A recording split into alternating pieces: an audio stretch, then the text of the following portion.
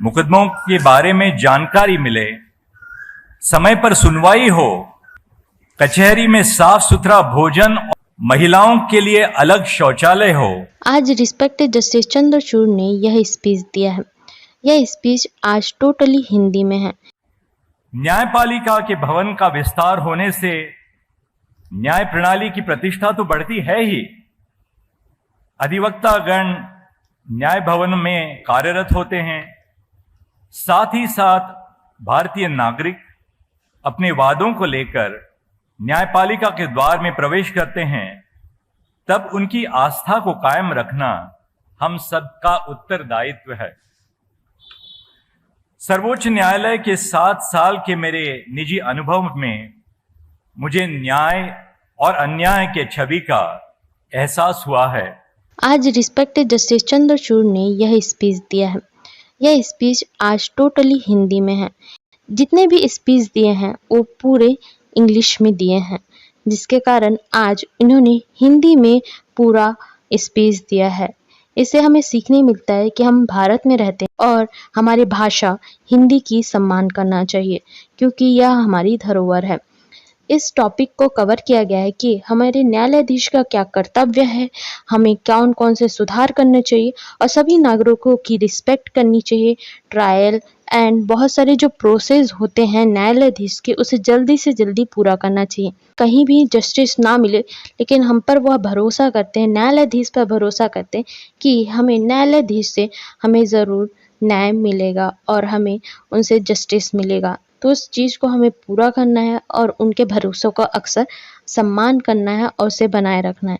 इसके लिए क्या सुधार हो सकते हैं और कौन कौन से इम्प्रूवमेंट और कौन कौन से कर्तव्यों को हमें अक्सर पालन करना चाहिए, यही बताया गया है।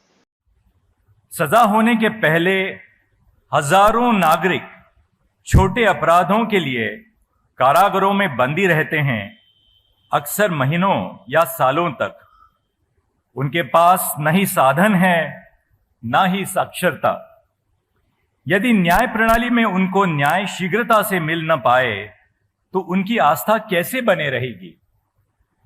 प्रिजम्पशन ऑफ इनोसेंस न्याय व्यवस्था का मूलभूत सिद्धांत है। उस सिद्धांत को जमानत के मामलों में प्रत्यक्ष रूप में हमें अपने सामने रखना चाहिए। गरीब विचाराधीन कैदी यानी अंडर ट्रायल की जमानत में विलंब होने से सामान्य नागरिक की आस्था कैसे दृढ़ रहेगी?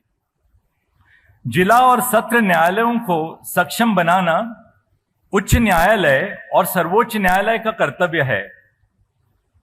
मैं समझता हूं कि जिला न्यायालयों को हम सबऑर्डिनेट जुडिशरी की व्याख्या देते हैं तो उनको अधीनस्थ की भावना प्रदान करते हैं।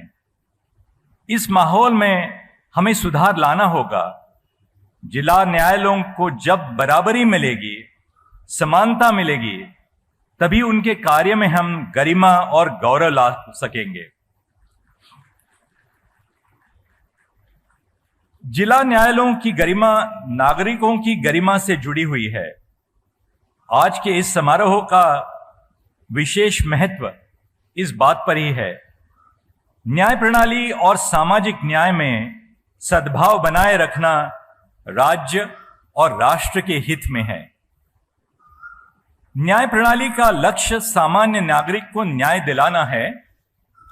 इस प्रक्रिया में वादकारियों को उपलब्धियां प्राप्त होनी चाहिए, मुकदमों के बारे में जानकारी मिले, समय पर सुनवाई हो, फैसले का दस्तावेज शीघ्र प्राप्त हो, कचहरी में साफ सुथरा भोजन और जल मिले, महिलाओं के लिए अलग शौचालय हो।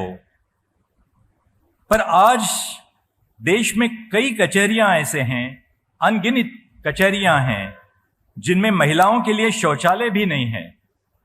ऐसी परिस्थिति में सुधार लाने के लिए आवश्यकता है। हमें अपने आप से कठोर सवाल पूछने पड़ेंगे। आज के समाज की अपेक्षा सदियों पहले समाज से विकसित हुई हैं।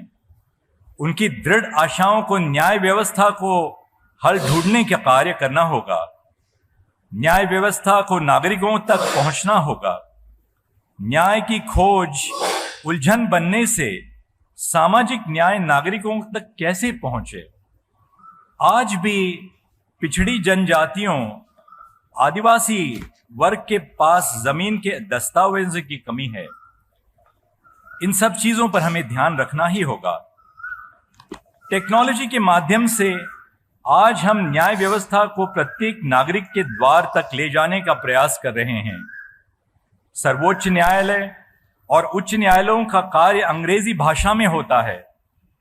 उस भाषा से दूर 6,40,000 से ऊपर गांवों में हम अपना हस्त चिन्ह तब ले जा सकते हैं जब अपने निर्णय का अनुवाद संविधान में स्थित भाषाओं में कर लें।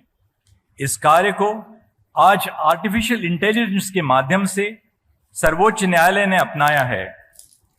उदाहरण तौर पे हिंदी भाषा में सर्वोच्च न्यायालय की 6,000 से ज्यादा निर्णयों का अनुवाद हुआ है।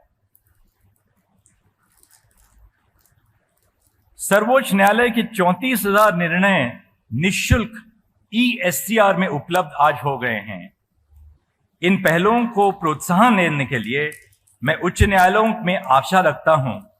अदालत की कार्यवाही को लाइव स्ट्रीमिंग करने से अदालत के कार्य का प्रसारण देश के हर